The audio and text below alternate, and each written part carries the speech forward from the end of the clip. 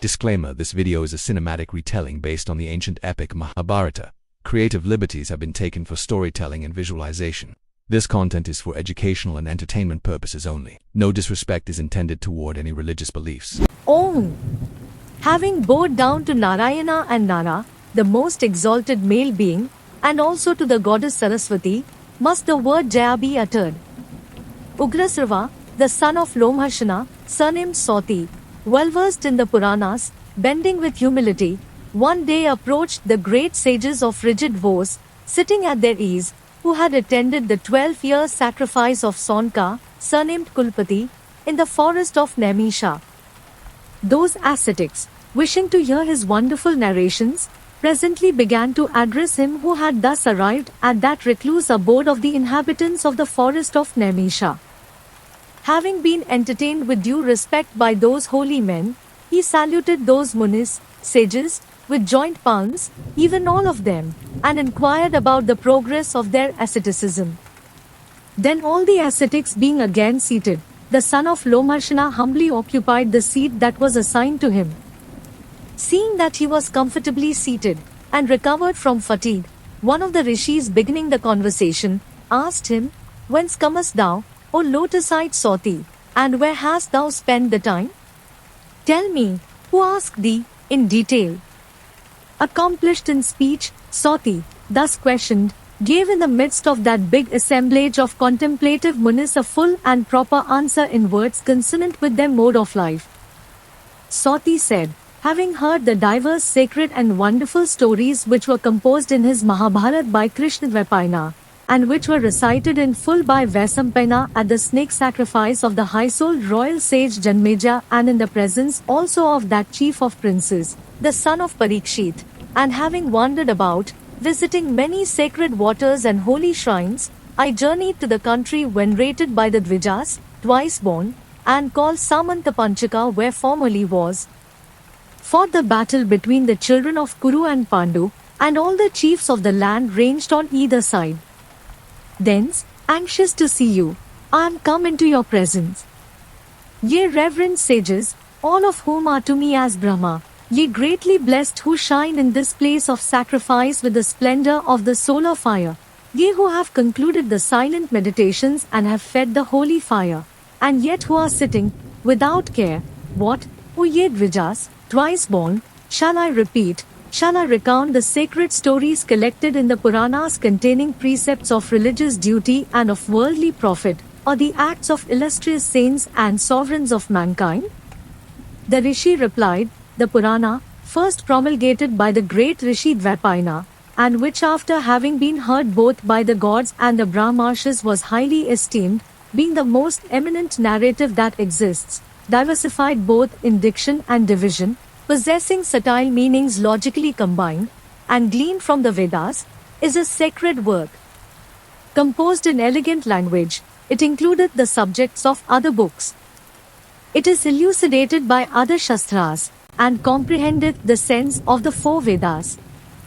We are desirous of hearing that history also called Bharat, the holy composition of the wonderful Vyas, which dispelleth the fear of evil, just as it was cheerfully recited by the Rishi Vaisampayana, under the direction of Dvaipayana himself, at the snake sacrifice of Raja Janmeja.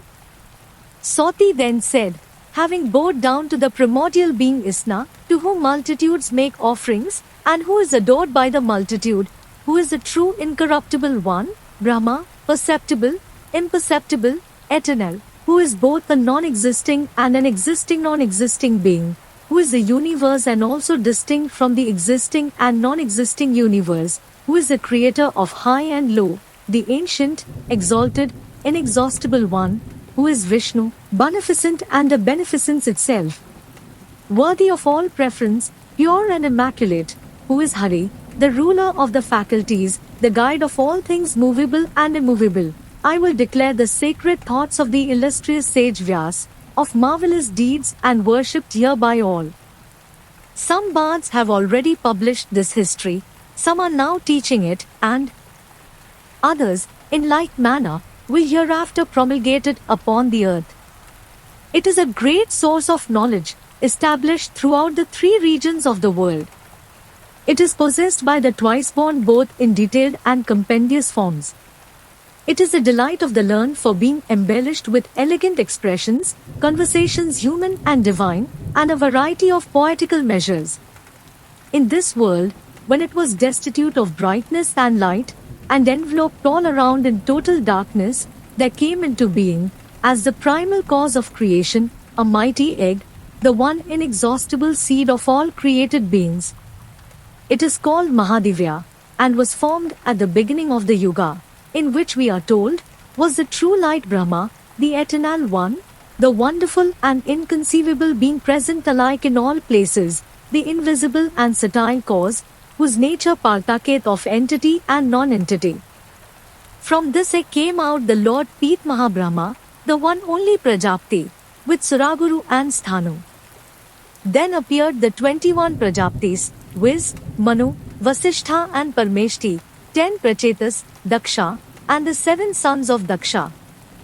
Then appeared the man of inconceivable nature whom all the rishis know, and so the Visvedevas, the Adityas, the Vasus, and the twin Aswins, the Yakshas, the Sadhyas, the Pisachas, the Guhyakas, and the Pitris.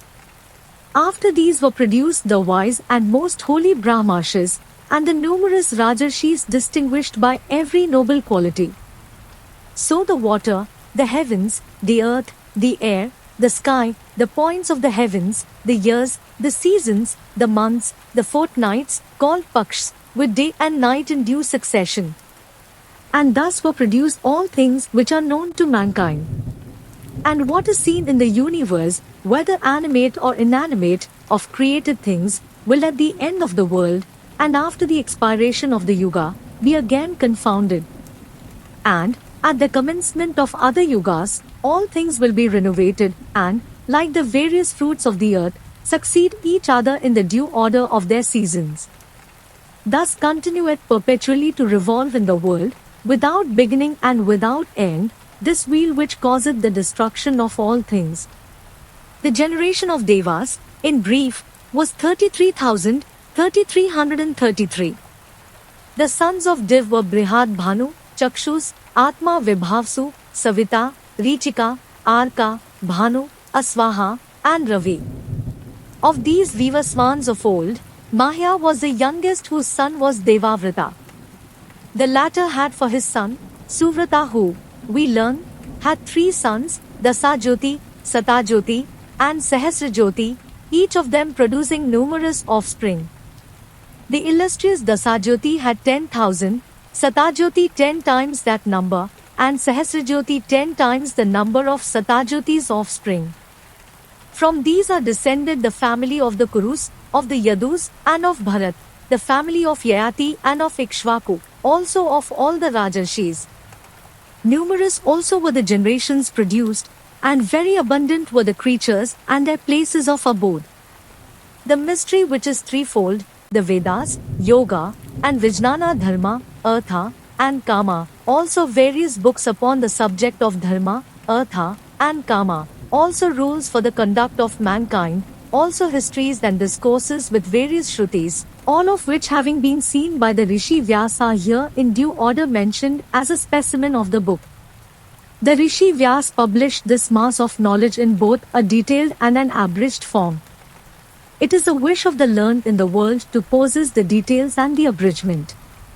Some read the Bharat beginning with the initial mantra, invocation, others with the story of Astika, others with Uprichra, while some Brahmans study the whole. Men of learning display their various knowledge of the institutes in commenting on the composition. Some are skillful in explaining it, while others, in remembering its contents. The son of Satyavati having, by penance and meditation, analyzed the eternal Veda, afterwards composed this holy history, when that learned Brahmarshi of strict vows, the noble Vaipayana Vyas, offspring of Parasara, had finished this greatest of narrations, he began to consider how he might teach it to his disciples.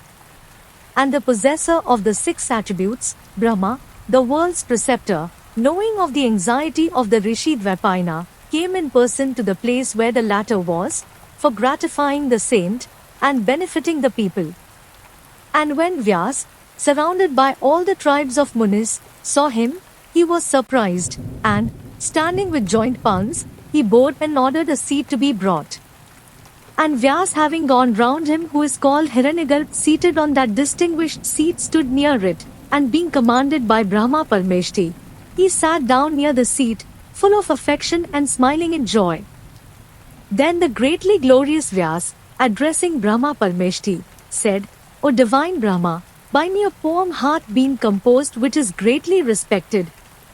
The mystery of the Veda, and what other subjects have been explained by me, the various rituals of the Upanishads with the Angas, the compilation of the Puranas and history formed by me and named after the three divisions of time, past, present, and future, the determination of the nature of decay, fear, disease, existence, and non-existence, a description of creeds and of the various modes of life, rule for the four castes, and the import of all the Puranas, an account of asceticism and of the duties of a religious student, the dimensions of the sun and moon, the planets, constellations, and stars, together with the duration of the 4 ages, the Rik, Sama and Yajur Vedas, also the Adhyatma, the sciences called Nyaya, orthophy and treatment of diseases, charity and Pasukta Dharma, birth celestial and human, for particular purposes, also a description of places of pilgrimage and other holy places of rivers,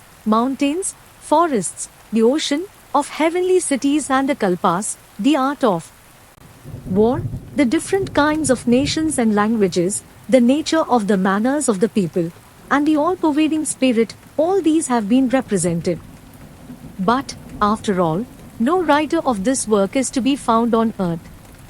Brahma said, I esteem thee for thy knowledge of divine mysteries, before the whole body of celebrated Munis distinguished for the sanctity of their lives.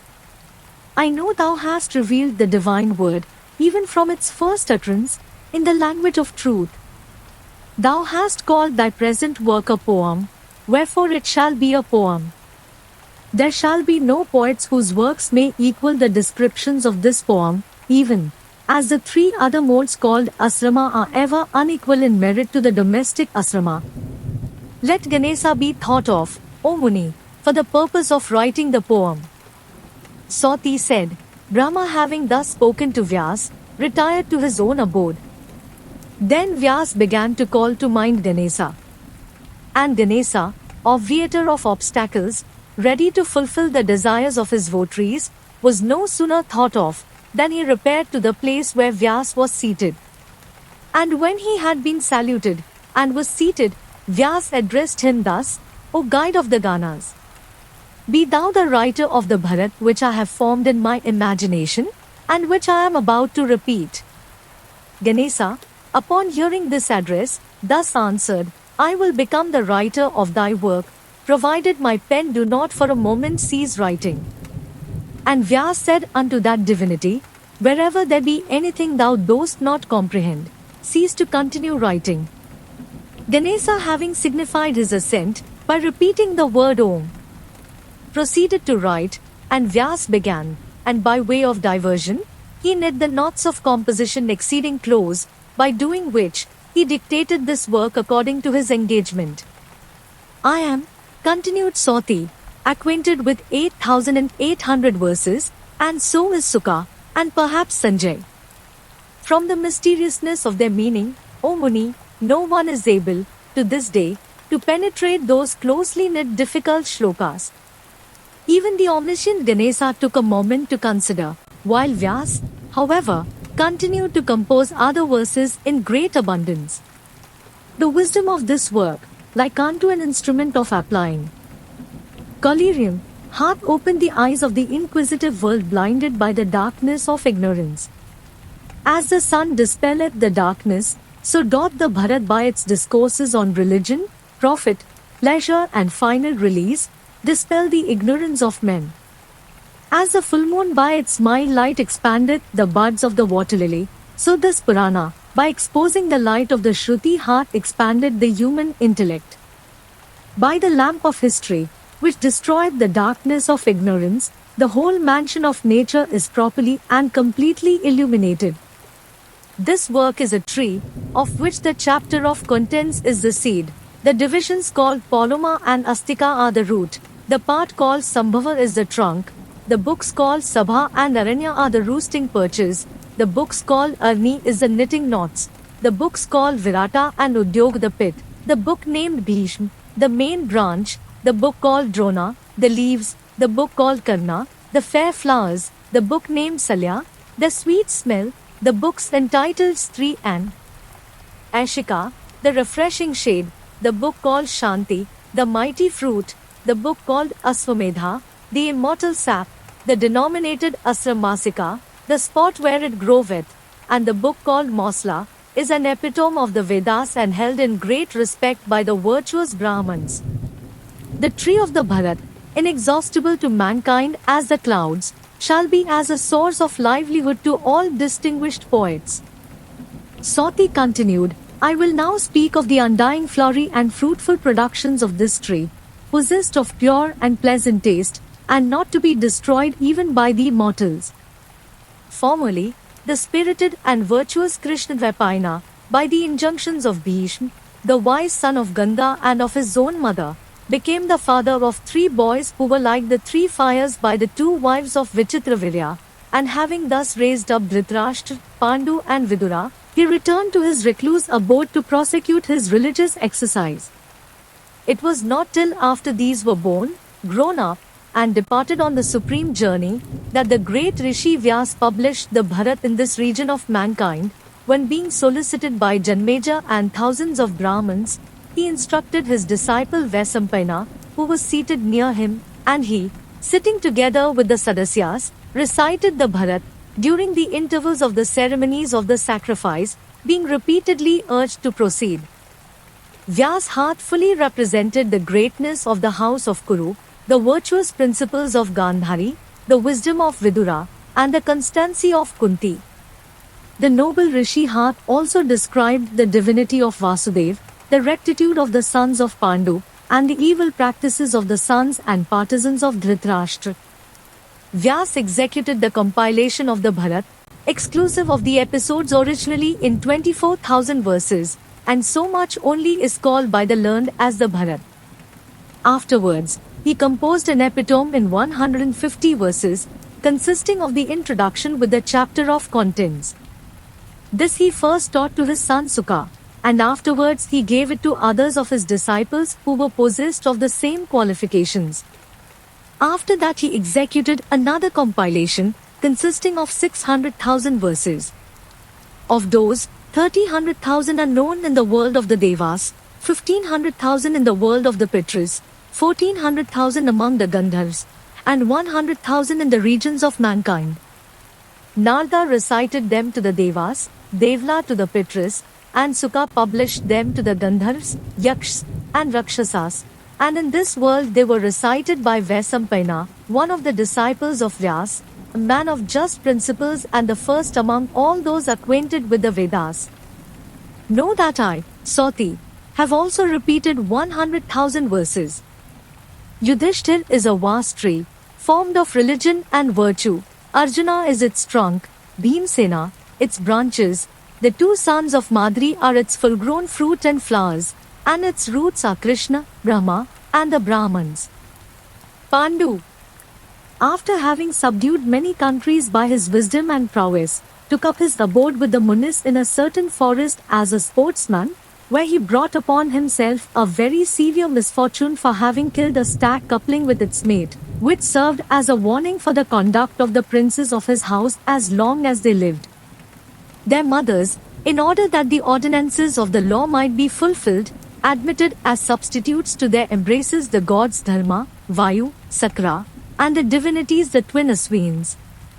And when their offspring grew up, under the care of their 2 mothers, in the society of ascetics, in the midst of sacred groves and holy recluse abodes of religious men, they were conducted by rishis into the presence of Dhritarashtra and his sons, following as students in the habit of brahmacharis, having their hair tied in knots on their heads. These are pupils, said they, are as your sons, your brothers, and your friends, they are Pandavas. Saying this, the Munis disappeared. When the Kauravas saw them introduced as the sons of Pandu, the distinguished class of citizens shouted exceedingly for joy. Some, however, said they were not the sons of Pandu, others said they were, while a few asked how they could be his offspring, seeing he had been so long dead. Still on all sides voices were heard crying, "They are on all accounts welcome. Through divine providence we behold the family of Pandu. Let their welcome be proclaimed." As these acclamations ceased, the plaudits of invisible spirits, causing every point of the heavens to resound, were tremendous. There were showers of sweet-scented flowers, and the sound of shells and kettle drums. Such were the wonders that happened on the arrival of the young princes. The joyful noise of all the citizens, in expression of their satisfaction on the occasion, was so great that it reached the very heavens in magnifying plaudits. Having studied the whole of the Vedas and sundry other Shastras, the Pandavas resided there, respected by all and without apprehension from any one. The principal men were pleased with the purity of Yudhishthir, the courage of Arjuna, the submissive attention of Kunti to her superiors, and the humility of the twins, Nakula and Sahadev, and all the people rejoiced in their heroic virtues. After a while, Arjuna obtained the virgin Krishna at the Swayamvara, in the midst of a concourse of Rajas, by performing a very difficult feat of archery. And from this time he became very much respected in this world among all bowmen, and in fields of battle also, like the sun, he was hard to behold by foemen. And having vanquished all the neighboring princes and every considerable tribe, he accomplished all that was necessary for the Raja, his eldest brother, to perform the great sacrifice called Rajsuya. Yudhishthir, after having, through the wise counsels of Vasudev and by the valor of Bhimsena and Arjuna, slain Jarasandha, the king of Magad, and the proud Chaitya, acquired the right to perform the grand sacrifice of Rajsuya, abounding in provisions and offering and fraught with transcendent merits.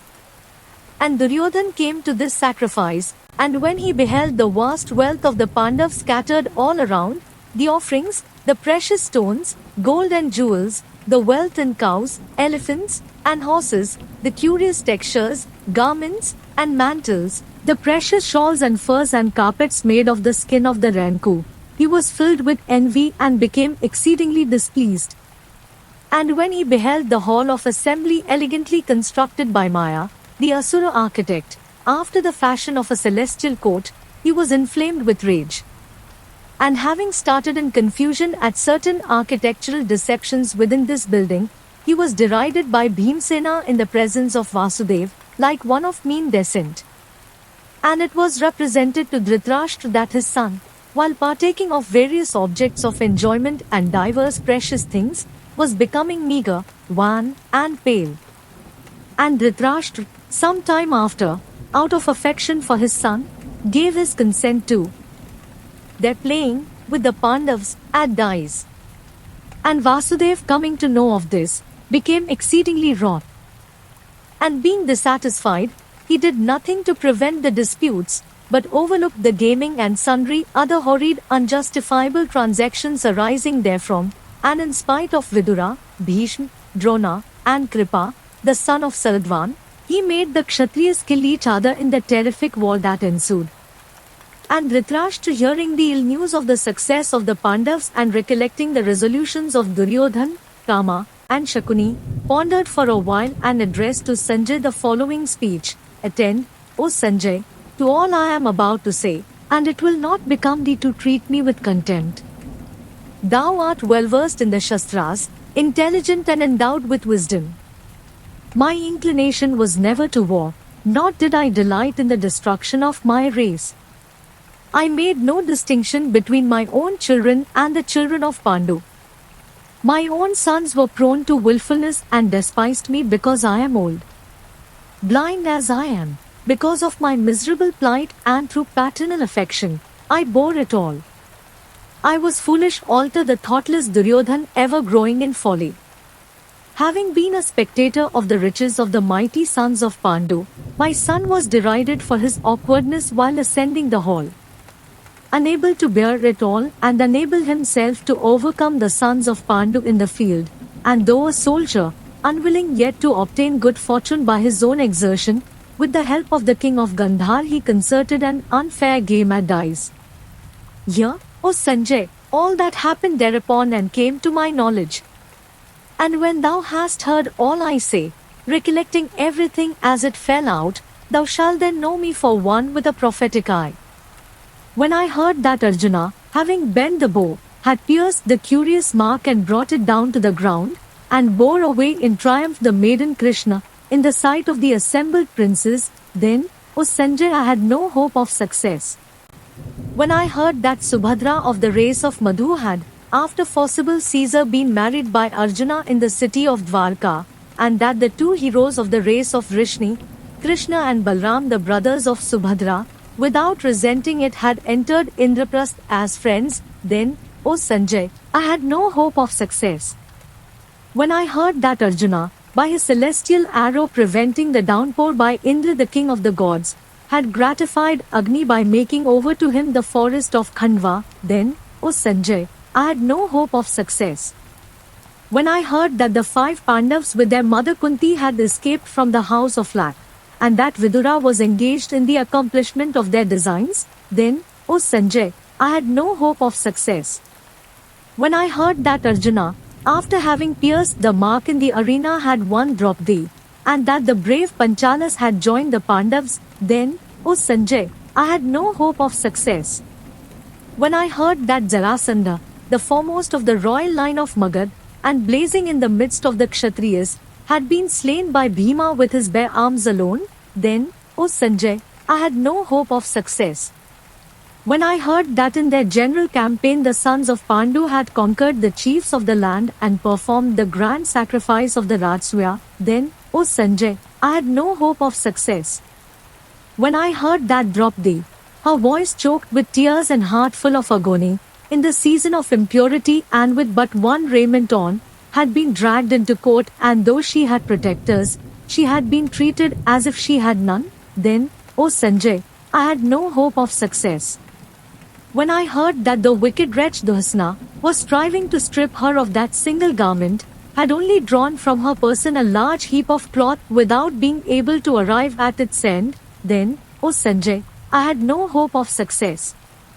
When I heard that Yudhishthir, beaten by Sobala at the game of dice and deprived of his kingdom as a consequence thereof, had still been attended upon by his brothers of incomparable prowess, then, O Sanjay, I had no hope of success. When I heard that the virtuous Pandavas, weeping with affliction, had followed their elder brother to the wilderness and exerted themselves variously for the mitigation of his discomforts, then, O Sanjay, I had no hope of success. When I heard that Yudhishthir had been followed into the wilderness by Snatakas and noble-minded Brahmins who live upon alms, then, O Sanjay, I had no hope of success.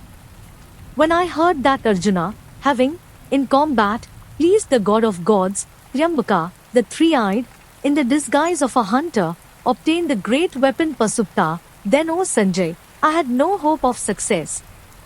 When I heard that the just and renowned Arjuna, after having been to the celestial regions, had there obtained celestial weapons from Indra himself, then, O Sanjay, I had no hope of success. When I heard that afterwards Arjuna had vanquished the Kalakeyas and the Polamas, proud with the boon they had obtained and which had rendered them invulnerable even to the celestials, then, O Sanjay, I had no hope of success. When I heard that Arjuna, the chastiser of enemies, having gone to the regions of Indra for the destruction of the Asuras, had returned thence successful, then, O Sanjay, I had no hope of success. When I heard that Bhima and the other sons of Pritha, Kunti, accompanied by Vaisravana, had arrived at that country which is inaccessible to man, then, O Sanjay, I had no hope of success. When I heard that my sons, guided by the counsels of Karna, while on their journey of Ghoshatra, had been taken prisoners by the Gandharvas and were set free by Arjuna, then, O Sanjay, I had no hope of success. When I heard that Dharma, the god of justice, having come under the form of a Yaksh, had proposed certain questions to Yudhishthir, then, O Sanjay, I had no hope of success. When I heard that my sons had failed to discover the Pandavas under their disguise while residing with Draupadi in the dominions of Virata, then, O Sanjay, I had no hope of success. When I heard that the principal men of my side had all been vanquished by the noble Arjuna with a single chariot while residing in the dominions of Virata, then, O Sanjay, I had no hope of success. When I heard that Vasudeva of the race of Madhu, who covered this whole earth by 1 foot, was heartily interested in the welfare of the Pandavas, then, O Sanjay, I had no hope of success. When I heard that the king of Matsya had offered his virtuous daughter Uttara to Arjuna and that Arjuna had accepted her for his son, then, O Sanjay, I had no hope of success. When I heard that Yudhishthir, beaten at dice, deprived of wealth, exiled and separated from his connections, had assembled yet an army of 7 Akshohinis, then, O Sanjay, I had no hope of success. When I heard Narada declare that Krishna and Arjuna were Nara and Narayana and he, Narada, had seen them together in the regions of Brahma, then, O Sanjay, I had no hope of success. When I heard that Krishna, anxious to bring about peace, for the welfare of mankind had repaired to the Kurus, and went away without having been able to effect his purpose, then, O Sanjay, I had no hope of success. When I heard that Kama and Duryodhan resolved upon imprisoning Krishna displayed in himself the whole universe, then, O Sanjay, I had no hope of success.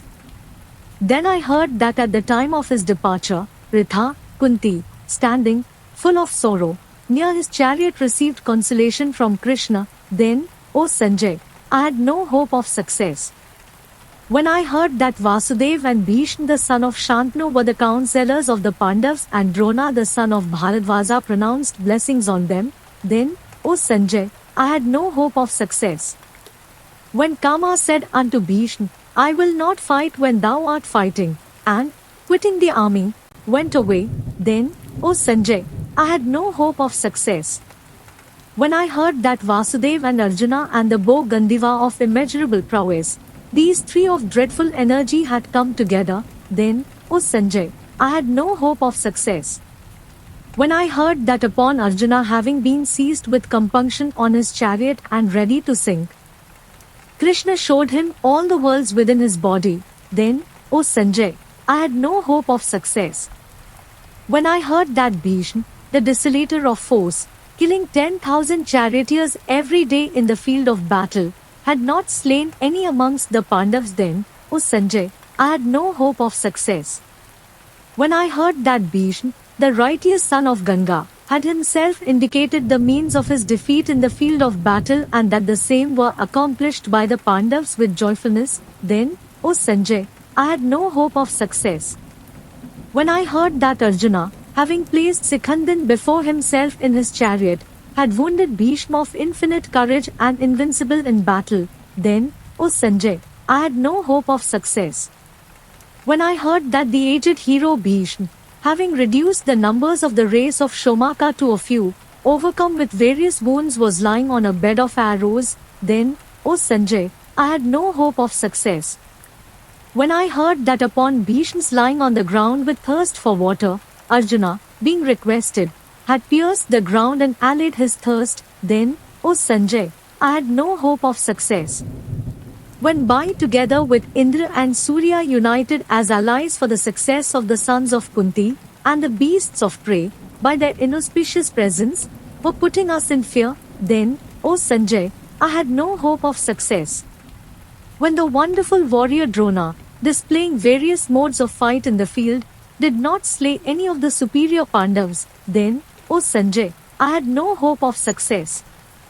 When I heard that the Maharthas and Saptakas of our army appointed for the overthrow of Arjuna were all slain by Arjuna himself, then, O Sanjay, I had no hope of success. When I heard that our disposition of forces, impenetrable by others, and defended by Bharadwaja himself well armed, had been singly forced and entered by the brave son of Subhadra, then, O Sanjay, I had no hope of success. When I heard that our Maharathas, unable to overcome Arjuna, with jubilant faces after having jointly surrounded and slain the boy Abhimanyu, then, O Sanjay, I had no hope of success. When I heard that the blind Kauravas were shouting for joy after having slain Abhimanyu and that thereupon Arjuna in anger made his celebrated speech referring to Sandhava, then, O Sanjay, I had no hope of success. When I heard that Arjuna had vowed the death of Sandhava and fulfilled his vow in the presence of his enemies, then, O Sanjay, I had no hope of success.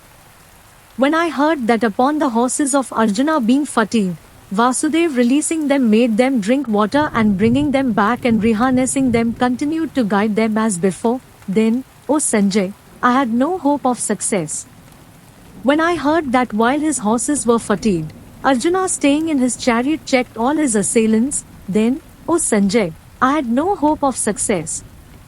When I heard that Yuyudhana of the race of Vrishni, after having thrown into confusion the army of Drona rendered unbearable in prowess owing to the presence of elephants, retired to where Krishna and Arjuna were, then, O Sanjay, I had no hope of success.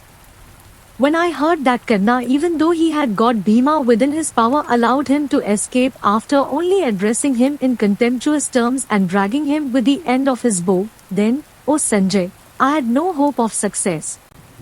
When I heard that Drona, Kritvarma, Kripa, Karna, the son of Drona, and the valiant king of Madra, Salya, suffered Sandhava to be slain, then, O Sanjay, I had no hope of success.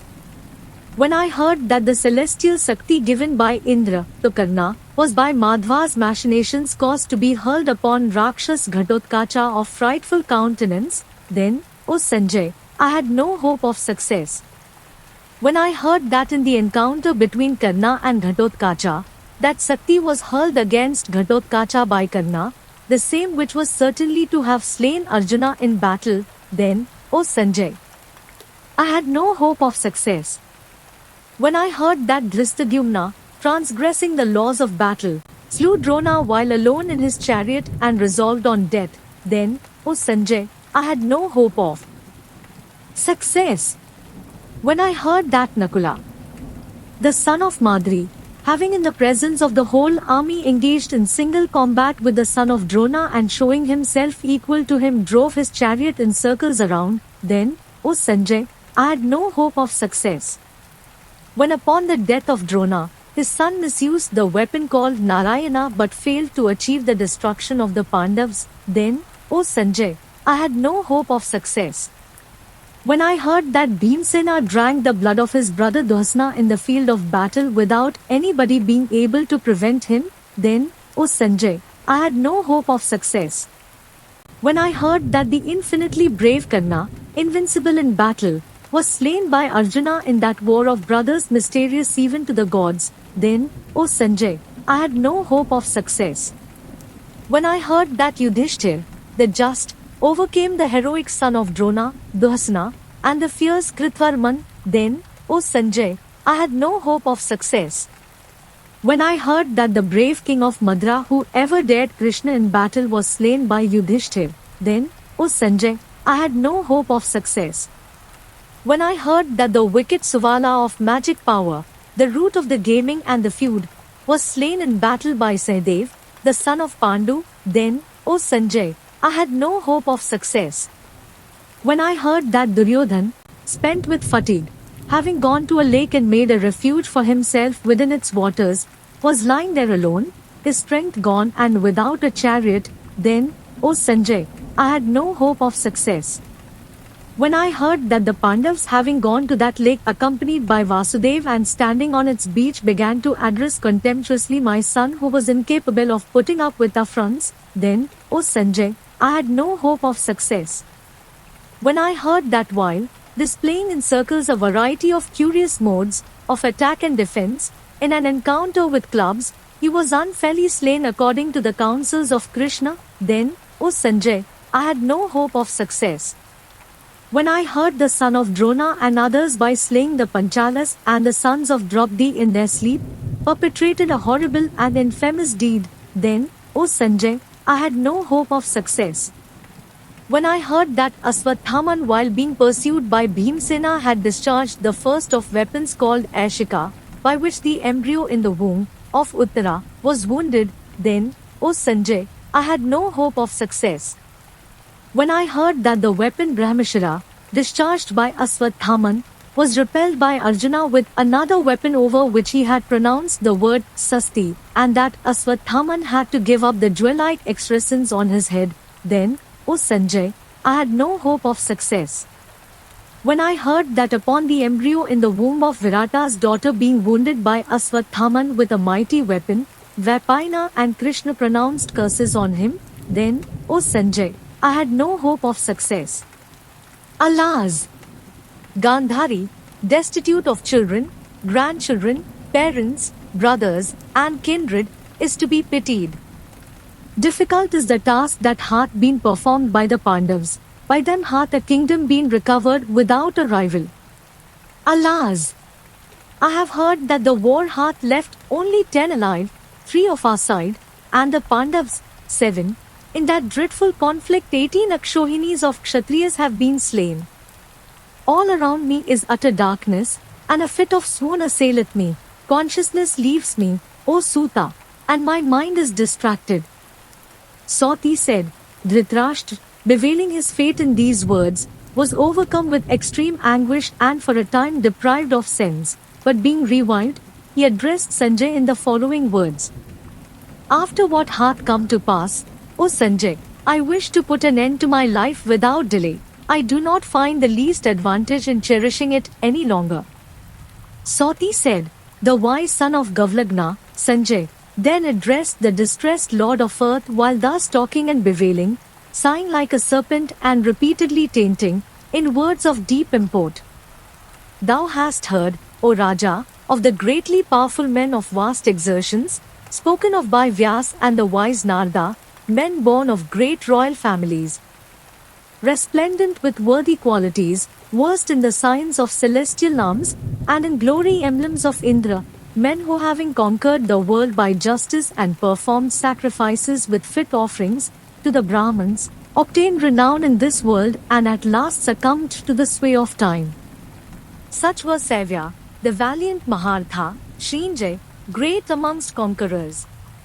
Suhotra, Rantideva, and Kakshivanta, great in glory, Valhika, Damana, Saryati, Ajita, and Nala, Viswamitra the destroyer of foes, Ambarisha, great in strength, Manutta, Manu, Ikshaku, Gaya, and Bharat, Rama the son of Dashratha, Sasvindu, and Bhagirtha, Kritvirya, the greatly fortunate, and Janmeja too, and Yayati of good deeds who performed sacrifices, being assisted therein by the celestials themselves, and by whose sacrificial altars and stakes this earth with her habited and uninhabited regions hath been marked all over.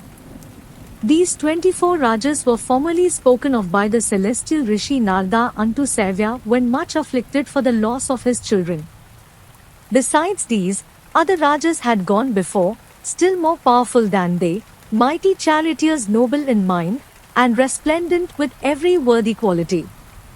These were Puru, Kuru, Yadu, Sura and Viswasrava of great glory, Anuha, Yuvnasvu, Kakutstha, Vikrami, and Raghu, Vijva, Virihorta, Anga, Bhava, Sveta, and Vripadguru, Usinara, Sataratha, Kanka, Dulidoha, and Drima, Dambhodbhava, Para, Vena, Sagra, Sankriti, and Mimi, Ajay, Parsu, Pundra, Sambhu, and holy Devavridha, Devahuya, Supratika, and Vrihadratha, Mahatsaha, Vinitatma, Sukratu, and Nala, the king of the Nishadas, Satyavrat, Santabhaya, Sumitra, and the chief Subala, Janujangha, Ananya, Arka, Priyabhritya, Chuchivrata, Balbandhu, Nirmarda, Ketusringa, and Bridbala, Drishtketu, Brihatketu, Driptketu, and Niramya, Abhikshit, Chapla, Dhurta, Kritbandhu, and Dridheshuddhi,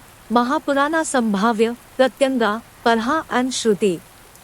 These, O chief, and other Rajas, we hear enumerated by hundreds and by thousands, and still others by millions, princes of great power and wisdom, quitting very abundant enjoyments met death as thy sons have done.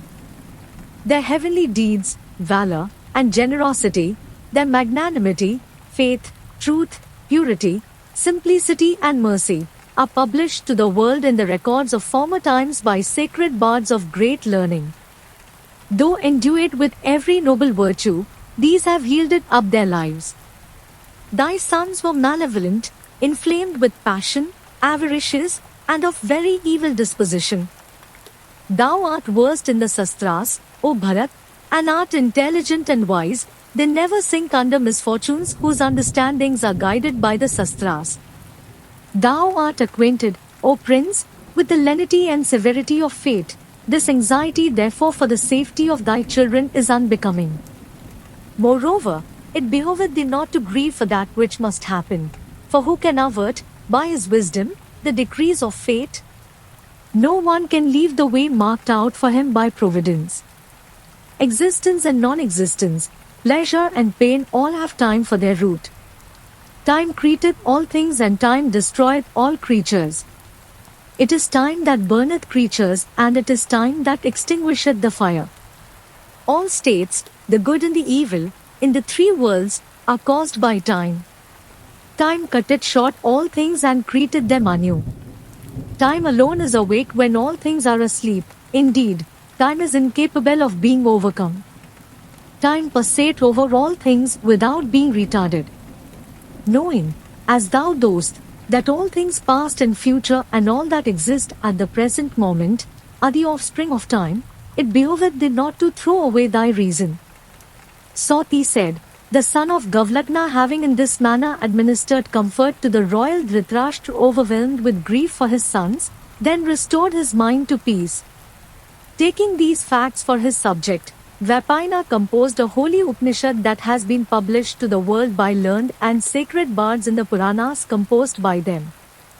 The study of the Bharat is an act of piety. He that readeth even 1 foot with belief hath his sins entirely purged away.